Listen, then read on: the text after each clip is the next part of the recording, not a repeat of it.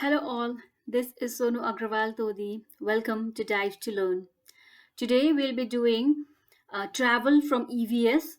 So let's start this chapter. But before this, don't forget to like, share, and subscribe Dive to Learn. So let's start. What is travel? Now, travel means humans have been traveling since ancient times. First, they used feet, but after invention of wheel, they started using bullock carts to move from one place to another, and gradually more inventions took place that helped humans with traveling. So humans have been traveling because when we were nomadic, when we were not civilized, still we used to travel, right, from one place to another in search of food, shelter. Okay, so human are traveling, they are always traveling. But first, what was the difference is now is that first they used to travel by feet, on feet. But after the invention of wheels, they started using bullock carts. Okay, bullock carts or horse carts. They started moving from one place to another using these inventions. Okay, so the movement of people between distance geographical location is known as travel. So what is the definition of travel? The movement of people between distance geographical locations is known as travel. This is your answer.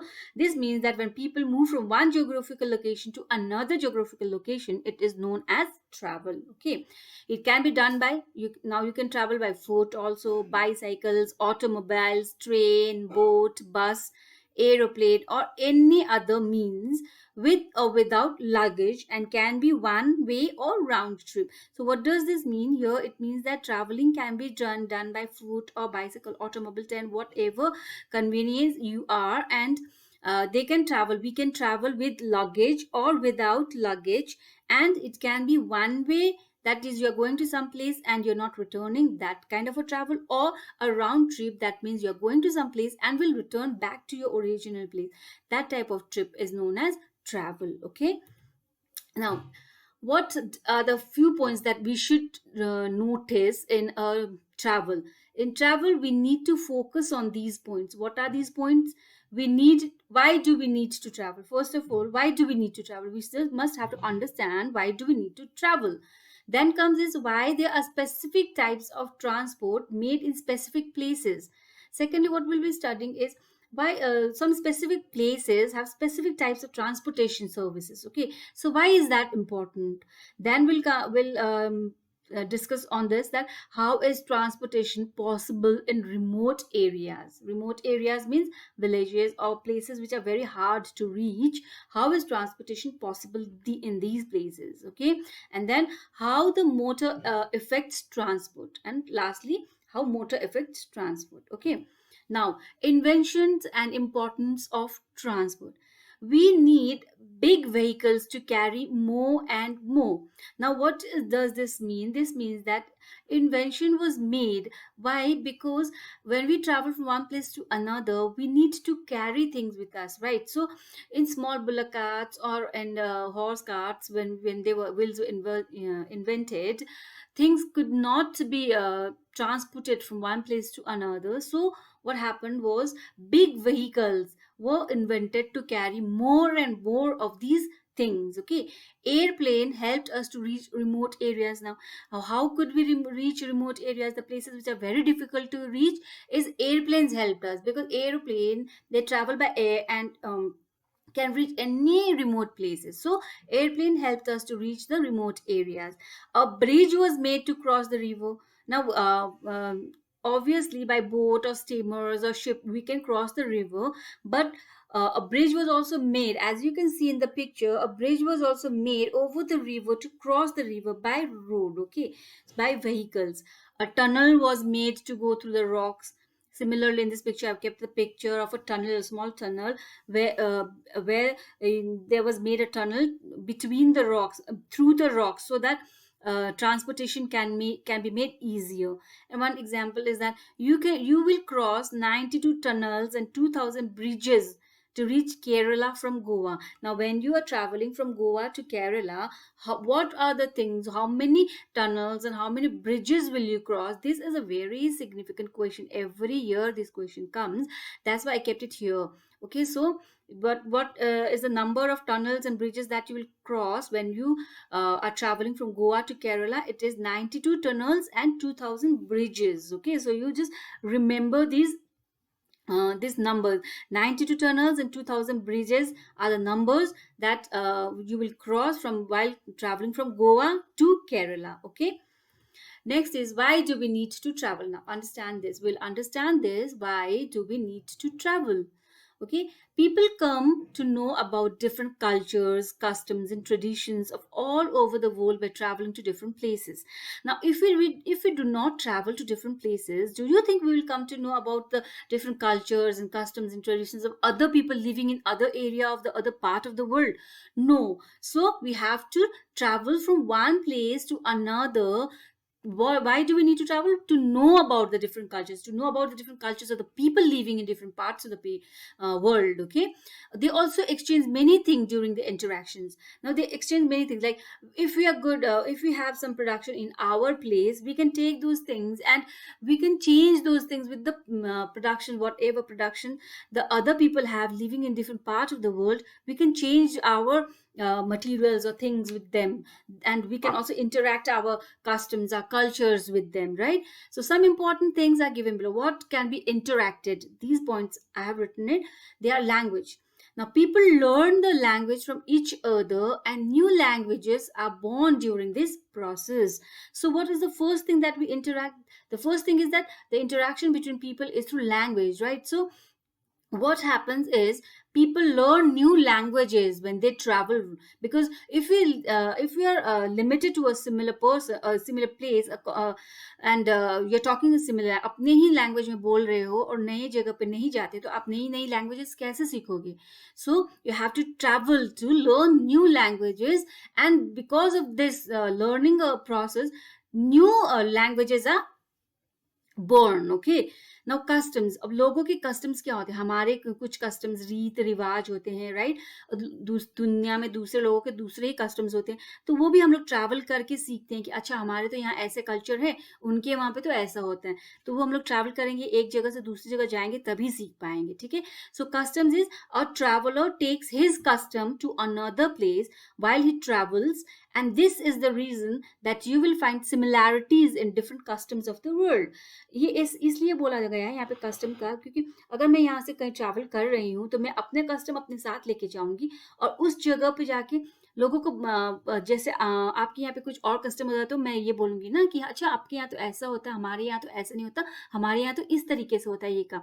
तो ऐसे करके different customs, different cultures interact होते हैं, और इसीलिए कई जगह पर काफी सारे कस्टम्स है ना. इंडिया में तो कई जगह पे सारे ऑलमोस्ट कई जगह पे सिमिलर कस्टम्स देखने को मिलते हैं. इट इज बिकॉज ट्रैवलर्स ने अपने कस्टम्स को दूसरी जगह पे लेके गए और वहां का कस्टम सीखा और फिर अपने जगह वापस लेके आए, इसीलिए they are similarities in the customs. Okay, now new thoughts.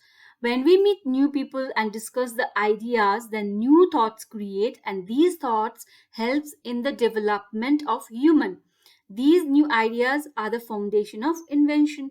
So new thoughts कैसे होता है? जैसे आप नई जगह पे जाओगे, नई चीजें देखोगे, नए लोगों से मिलोगे, तो नई नई आइडियाज आएंगे आपको, नए नए इन्वेंशन करने का तरीका आएगा आपको, ऐसे ही नई नई चीजें इन्वेंट होती हैं. ठीक है, सो व्हेन वी ट्रैवल हम लोग लैंग्वेज नई नई सीखते हैं, कस्टम्स सारी दुनिया के सीखते हैं, हम ट्रैवल करते हैं, न्यू थॉट्स आते हैं हमें, हम नए इन्वेंशंस कर पाते हैं जब हम ट्रैवल करते हैं. सो travelling is necessary. Okay, now modes of transport.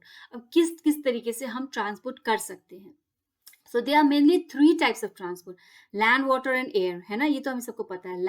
Land के थ्रू मतलब रोड, बाय रोड हम लोग ट्रैवल कर सकते हैं, वाटर के थ्रू हम लोग ट्रैवल कर सकते हैं, and air, that is aeroplanes and air of road transport हम लोग हो सकता है हम लोगों का, right.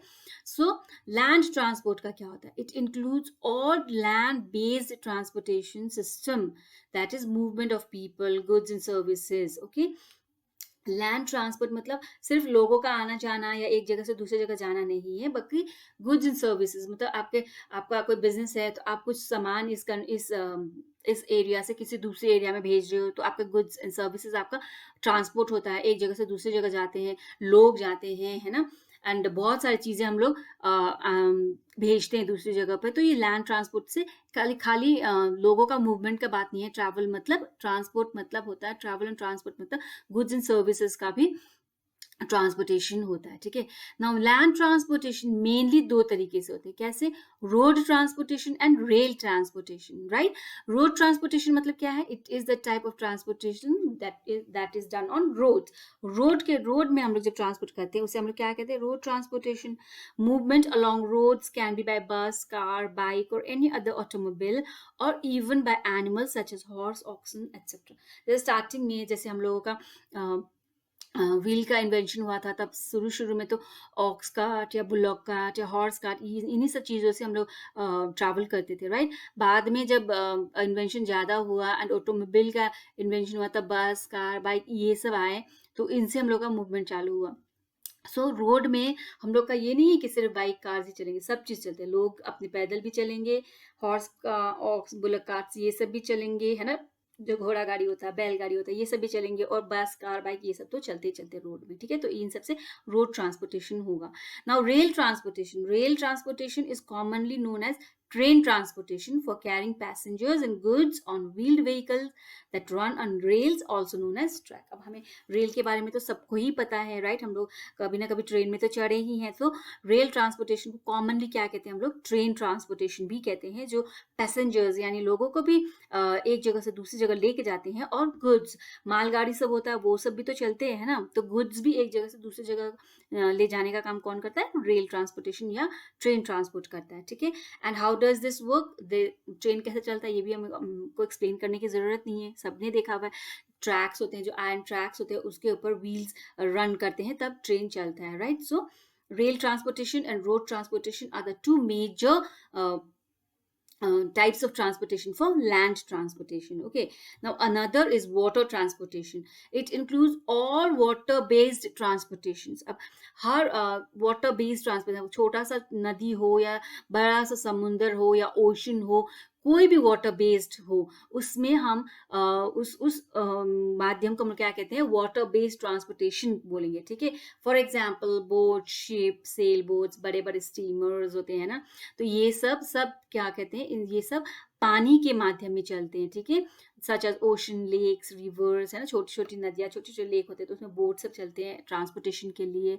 And big big ships, जो बड़े बड़े ओशन में चलते हैं, जो एक कंट्री का गुड्स दूसरे कंट्री तक पहुंचाने का काम करता है। These are all done by water transportation. जो वाटर ट्रांसपोर्टेशन मतलब हमेशा एनी टाइम वो चलते ही रहता है, it does not stop. If the water transportation stops, it means the world is stopping its business. Okay, so ये वाटर ट्रांसपोर्टेशन ऐसा एक माध्यम है जहाँ पे कभी भी स्टॉप नहीं होता water transportation. Okay, transport by water is less costly than air transport for transcontinental shipping, short sea shipping and ferry remain variable in coastal areas. Okay, तो ये इसमें क्या कहा गया है कि एयर ट्रांसपोर्टेशन तो बहुत महंगा पड़ जाता है हम लोगों के लिए, लेकिन वाटर ट्रांसपोर्टेशन बहुत सस्ता पड़ता है इन किस चीज़ के लिए? Transcontinental shipping. मतलब एक कॉन्टिनेंट से दूसरे कॉन्टिनेंट में जब शिपिंग करवाते हैं, जैसे सामान एक कंट्री का दूसरे कंट्री में आते हैं, जैसे गैस हो या ऑयल हो, अपने दूसरे कॉन्टिनेंट से आते हैं, तो ये सब शिपिंग के थ्रू होता है। एंड ये क्यों शिपिंग के थ्रू होता है? Because it is less costly, कम खर्चे वाला होता है ये सब। इसीलिए water transportation is very important transportation for goods and people rarely, बहुत कम मतलब जाते हैं, ट्रांसपोर्ट करते हैं, पीपल भी, पैसेंजर्स भी लेके जाते हैं, शिप्स वगैरह, ऐसा नहीं है, मगर ज़्यादातर शिपिंग ट्रांसकॉन्टिनेंटल गुड्स के लिए ज़्यादातर बड़े बड़े शिप्स होते हैं, वो ज़्यादा काम करते हैं, ठीक है। तो ये इसलिए होता है because it is less costly than air transport. Okay, now air transport, एक पहला हमारा था लैंड ट्रांसपोर्ट, फिर आया हमारा वाटर ट्रांसपोर्ट, और third is air transport. Air transport मतलब क्या है? It includes all air based transportation such as airplane, helicopters. Okay, जो भी एयर में चलते हैं उन सब का ट्रांसपोर्टेशन को हम लोग क्या बोलेंगे? उन सब के ट्रांसपोर्टेशन को हम लोग एयर ट्रांसपोर्ट बोलेंगे, ठीक है। It is the fastest mode of transportation with higher cost and energy use. Now ये क्या है? बहुत जल्दी एयर ट्रांसपोर्टेशन क्या होता है, बहुत जल्दी एक जगह से दूसरी जगह पहुंच जाता है, it's the fastest mode of transportation, है ना। एंड बट फास्टेस्ट तो है ही, साथ ही साथ क्या है, बहुत कॉस्टली भी है और बहुत एनर्जी भी यूज करता है air transport, that's why it's very costly. Okay, so fastest mode of transportation, costly mode of transportation, या the transportation which uses more energy, ये सब अगर क्वेश्चन आपको पूछा जाए तो आपका आंसर होना चाहिए air transportation, because air transportation is the fastest mode of transportation with higher cost and energy. ठीक है, तो ये सब आपको यहीं से समझ लेना चाहिए, इट्स वेरी इजी। ये सब का बहुत बार क्वेश्चन आते हैं, और अगर आपको कंटेंट समझ में आया है तो आप आराम से आंसर्स दे दोगे। Now, modes of transportation in different states of India. अब ये एक बहुत important topic है, इसको आपको समझना बहुत ज़रूरी है, because बहुत बहुत बार क्वेश्चंस, बहुत बार क्या, एवरी ईयर एवरी सेमेस्टर में आपके पास ये क्वेश्चन इसमें से होता ही होता है, तो आपको समझना बहुत ज़रूरी है। Okay, different modes of transportation in different states of India, अलग अलग इंडिया के स्टेट्स में अलग अलग मोड ऑफ ट्रांसपोर्टेशन होते हैं, और ये क्यों होते ये आपको यहाँ पे देखने को मिलेगा। ठीक है, so Ladakh, first is Ladakh. Here many ponds, rivers and valleys are found. These rivers are wide and deep. There is a strong iron rope across the river to cross it. On both sides it is tied tightly to strong trees or rocks. There is a trolley, an open box made of wood attached to the rope.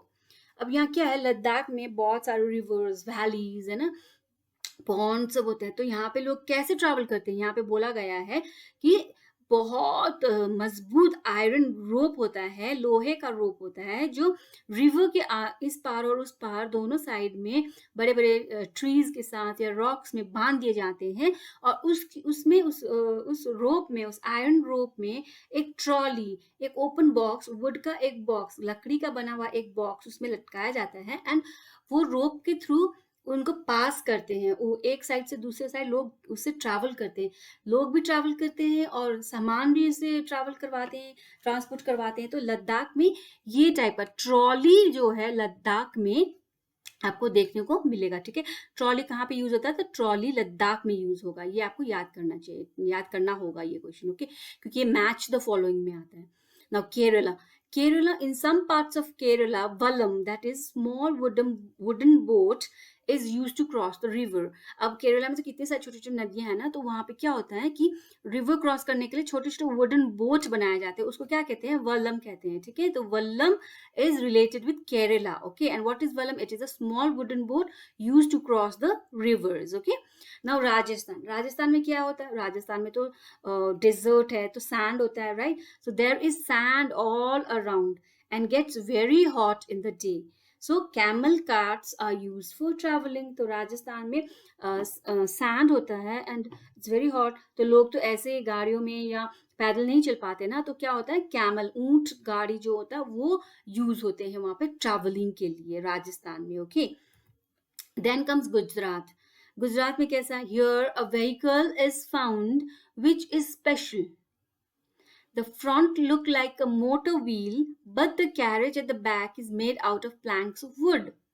आगे का गुजरात में एक गाड़ी होता है जिसका front portion तो motor wheel जैसे ही लगता है, मगर बैक पार्ट जो है उस गाड़ी का वो किस चीज से बना होता है, इस प्लैंक, वुडन प्लैंक से बना हुआ रहता है। ठीक है, सो गुजरात में पाए जाते हैं इस टाइप के vehicles, motor wheels. Okay, Kashmir, now Kashmir में तो लेक्स कितने हैं, तो शिकारा होते हैं वहां पे, that is a type of wooden boat found on Dal lake and other water bodies of Srinagar in Kashmir, right.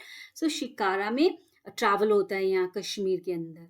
Coastal areas में क्या है, coastal areas of Kerala, ferry और boat is used as a mode of transportation, जैसे हमने केरला का बताया था वैसे, और बाकी कोस्टल एरियाज में भी छोटे छोटे बोट, जैसे फेरी भी बोलते हैं, उस बोट यूज होता है ट्रांसपोर्टेशन के लिए, right. Now transport and its effects.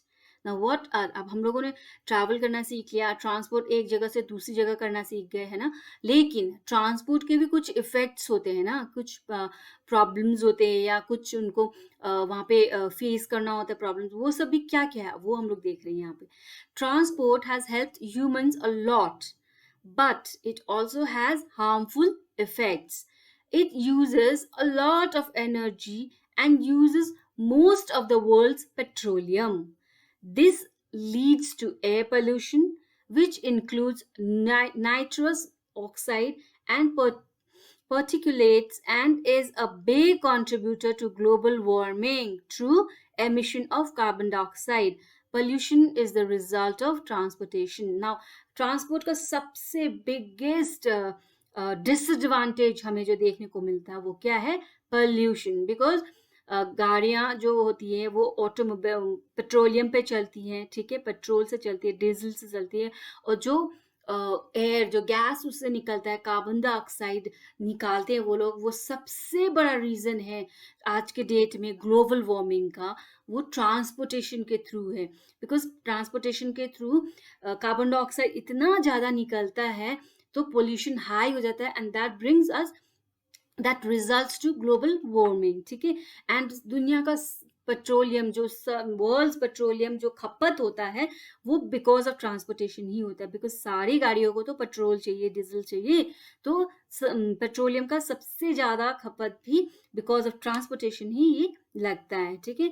So the biggest disadvantage of transportation is pollution, and which has brought contributed to global warming. Okay, so transportation or transport is responsible for two types of pollutions, right? दो type के pollutions करवाता है transport. What are they? Air pollution, है ना, और noise pollution. Air pollution के बारे में तो हल्का हमने जान लिया है कि भाई कार्बन डाइऑक्साइड निकलता है गाड़ियों से, इसीलिए एयर पोल्यूट हो जाता है, and that is the reason for air pollution.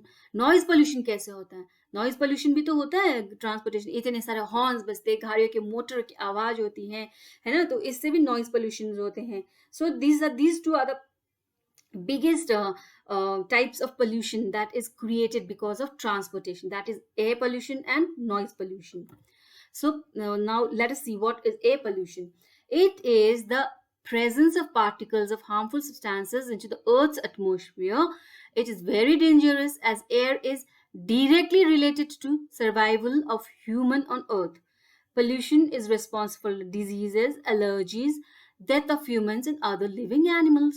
So air pollution क्या है? Air pollution मतलब जब हमारे एयर में कुछ पार्टिकल्स, हार्मफुल सब्सटेंसेस आ जाते हैं तो उससे हमारा अर्थ का जो एटमॉस्फेयर है, जो वातावरण है, वो पल्यूट हो जाता है. तो it is very dangerous, right?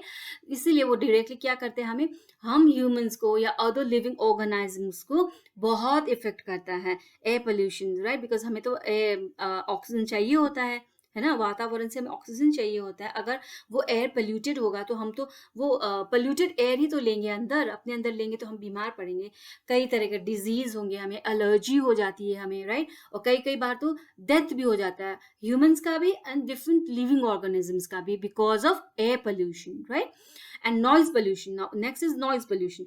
Excessive noise or noise disturbance may harm the activity or balance of human and animal life. The source of this pollution is caused by machines, transportation system, vehicles, aircraft, trains, etc. Right? So यहाँ क्या कहा गया है कि excessive में बहुत ज्यादा noise से क्या होता है, हमारा ह्यूमन का एक्टिविटी करने का जो बैलेंस होता है वो डिसबैलेंस हो जाता है. Not only humans but animals का भी लाइफ एकदम डिसबैलेंस हो जाता है because of this noise pollution. इतनी ज़्यादा आवाज़ होती है मशीन्स के, ट्रांसपोर्टेशन सिस्टम से, गाड़ियों का आवाज़, एयरक्राफ्ट का, ट्रेन का आवाज़ इतना ज़्यादा होता है कि ये बिल्कुल भी बर्दाश्त नहीं होता है, right? So high noise level can lead to various diseases in humans and animals. So as air pollution, हमको पता है एयर पोल्यूशन होता है तो हमें कई तरह के डिजीज, एलर्जीज हो जाते हैं, बल्कि ये हमें पता है, ऊपर हमने पढ़ा है. लेकिन नॉइज पोल्यूशन से भी कई तरह के डिजीजेस हो सकते हैं, वो भी इंसानों को भी और एनिमल्स को भी. ठीक है. Such as in human cardiovascular defects, coronary artery disease, ये सब होते हैं. ठीक है. कार्डियोवास्कुलर डिफेक्ट्स और कोरोनरी आर्टरी डिजीज ये ह्यूमन में देखे जाते हैं because of noise pollution, right? In animals, noise can increase the risk of death by altering prey detection and avoidance, permanent hearing loss, ये एनिमल्स में होता है। एनिमल्स में क्या होता है, वो बेचारे एनिमल्स क्या करते हैं, शिकार करते हैं, राइट।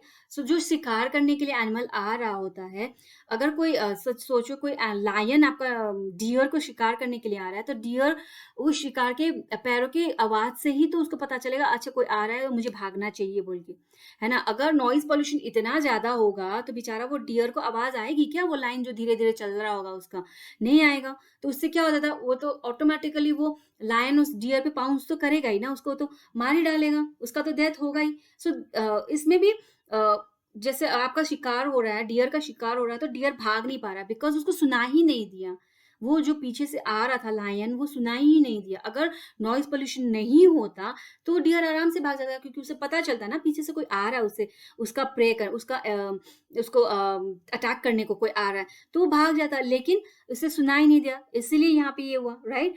फिर ज्यादा नॉइज पोल्यूशन होने से परमानेंट हेयर लॉस भी हो, हियरिंग लॉस भी हो सकता है, हम हमेशा के लिए बहरे भी हो सकते हैं, राइट। इतना ज्यादा आवाज आता है। अब जैसे दिवालियों पे पटाखा फूटता है, राइट, लाउड स्पीकर्स होते हैं, जैसे noise pollution is the major problem in India and government has rules and regulation against firecrackers and loudspeakers. जैसे दिवाली के टाइम पे इतने ज्यादा फायर क्रैकर्स बजते हैं हमारे पूरे कंट्री में, इतनी इतनी जोर जोर से आवाज आती है। कई बार तो हमें खुद को ये आवाज इतना ज्यादा होता है कि कई बार ऐसा लगता है कि मेरा कान सुनना ही बंद हो गया, सुन पड़ गया एकदम से, राइट। तो ये ऐसे किसी किसी का तो हमेशा के लिए चला ही जाता है, हियरिंग प्रॉब्लम लॉस हो जाता है उन्हें बिकॉज ऑफ दीज नॉइज। और कई जगह लाउड स्पीकर इतने जोर जोर आवाज आते हैं कि खुद को ऐसा लगता है कि बस अब कुछ समझ में नहीं आ रहा, एकदम दिमाग सुन हो जाता है, कान सुन हो जाता है, कुछ समझ में नहीं आता। तो these are all because of the noise pollution. इससे बहुत ज्यादा इफेक्ट होता है ह्यूमन हेल्थ के ऊपर। सो पोल्यूशन को हम लोगों को कंट्रोल करना चाहिए, ठीक है। Now here we are talking about transport, and transport के अंदर पोल्यूशन करवाता है। पोल्यूशन क्या क्या होता है, air pollution and noise pollution, हम लोगों ने ये पढ़ा है, right. So this much for today. Please do like, share, subscribe, Dive to Learn. Thank you.